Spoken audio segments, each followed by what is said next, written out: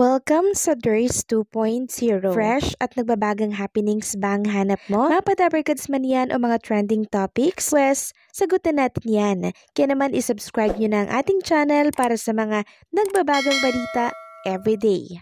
So ayan, welcome back again sa ating YouTube channel mga Kadabarkads. And for today's video, ang pag-uusapan natin ay tungkol sa mga importanteng ganap sa loob at sa labas ng Itbulaga. So kanina nakasama natin ang The After from New Zealand na kung saan ay nagpainit po ng pananghalian ng mga Dabarkads natin. At ngayong araw po ng Webes, kahit na meron pong bagyo, live na live ang Itbulaga at may sugod bahay mga kapatid.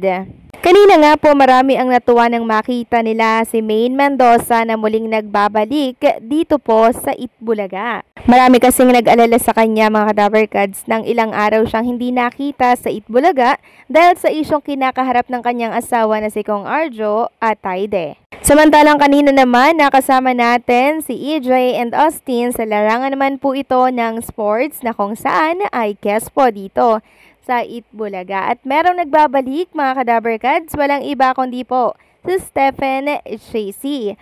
So nagtaping na po siya dito sa Itbulaga para po yan sa clones natin. Tapos na daw po yung taping niya at i-air daw ito by October 2 and syempre October 4. Pagbubuking nga po ni Stephen Chasey, clone second taping done. Episodes will be aired on October 2 and 4. Thank you, TBJ. Now, heading to Pampanga. Thank you, Tessa Balajadia and family for my suit.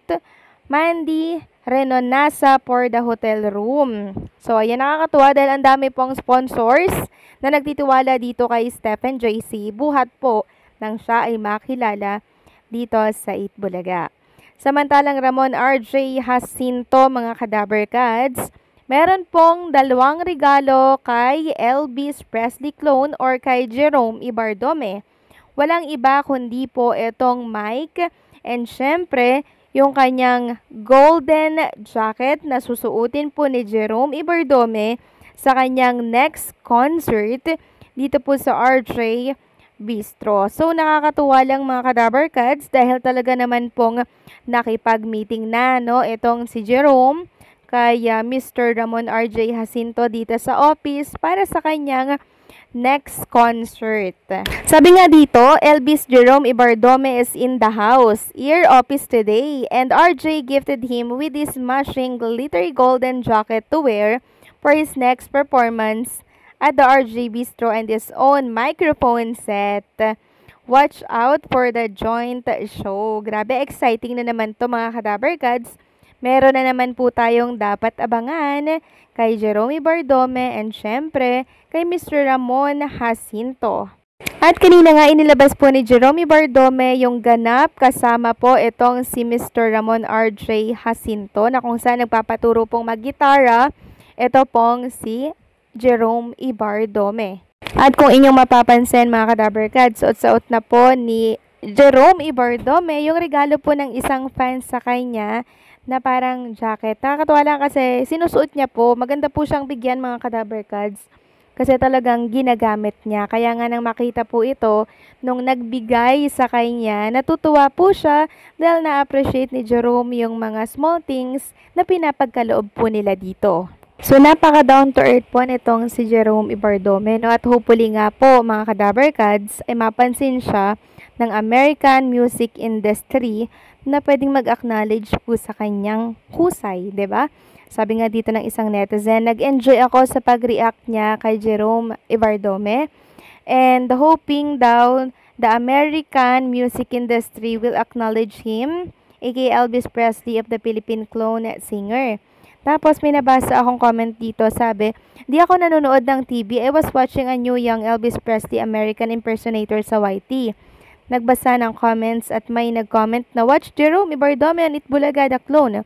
Agad ako naghanap sa YT at wow, ang dami kong napanood na impersonator at sa Elvis Tribute Artist Competition. Was amazed, ka-boys nga niya si Elvis. Grabe ka Jerome, Elvis fans around the world, matutuwa sa'yo. So, hindi man po napasama si Jerome Ibardome mga Kadabarkads doon sa pinakang grand showdown po ng The Clones, pero feeling ko, siya yung mas sumikat po ng husto mga Kadaver Cats. Siya yung laman lagi ng social media, siya yung tinitilian, at talagang hinahangaan po ng maraming Daver Cats natin. Kaya siguro hindi napasama si Jerome Ibardome doon mga Kadaver Cats dahil mas may malaking plano sa kanya si God, di ba? Kaya ngayon pa lang, congratulations Jerome Ibardome. Samantalang next topic naman tayo mga Kadaver Cats, pag-usapan natin ang tungkol dito sa payo po ng isang Daver Cats natin kay Maine Mendoza na binabatikos ngayon sa mundo ng social media. Sinong Daver Cats ang naglabas ng statement? Walang iba kundi po si Angeliana, ang dating katrabaho ni Maine Mendoza at ang mga Daver Cats dito po yan sa Itbulaga. Sabi nga dito sa isang write-ups, no talk, no mistake. Ito ang payong kapatid ni Angeliana kay Maine Mendoza na nakatrabaho niya noon sa noontime variety show na Itbulaga. Nakita at nabasa raw ni Anjo ang kaliwat ka ng online bashing kay Maine dahil sa pagtatanggol nito sa Mr. na si Quezon City 1st District Representative Arjo Atayde. Ito ay kasunod ng pagdawit ng contractors na sina Sara at Curly Diskaya sa pangalan ng actor-politician sa flood control project Anomalies.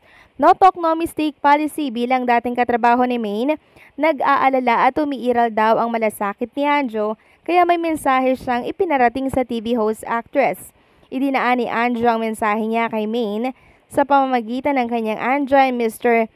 Rangbang TikTok channel. Saad ng aktor TV host kasi nga yan, pagsasabihan hindi ko kilala yung asawa ni Maine hindi kami nagkita niyan. Yan Maine, yung asawa mo, kaya naman galit yung tao pati sa'yo na una katulad no nagdi-deny din kayo, nagdi-deny yung asawa mo na hindi rin kilala yung mga contractors. May resibo lumabas na naman yung mga pictures. Ang tinutukoy ni Anjo ay ang lumabas na larawan ni Arjo Atayde kasamang mag-asawang Diskaya na kuha sa loob ng opisina ng mambabatas. Payo pa ni Anjo kay Maine, no talk no mistake policy, dapat quiet na lang muna siya. Napansin din daw ni Anjo na masyadong mainit ang mga tao kay Maine kahit karapatan nitong ipagtanggol ang asawa. So yan po yung payo ni Mr. Anjo Iliana kay Maine Mendoza since kaliwat kanan po na pambabatikos ang talagang tinatamo nitong si Maine Mendoza. So tama naman po si Mr. Anjo Iliana, no talk, no mistakes. Kasi mananatili pong sarado ang isipan ng mga netizen until hindi pa po nila napapatunayan na wala pong kasalanan talaga itong si Arjo Atayde. Kaya mas mainam nga naman na patunayan niya muna mga Kadaver Cats, diba? Bago siya magsalita na lang para maiwasan na din po yung pambabatikot sa kanya sa mundo ng social media. So ano komento niyo dito mga Kadaver Cats? Please comment down below.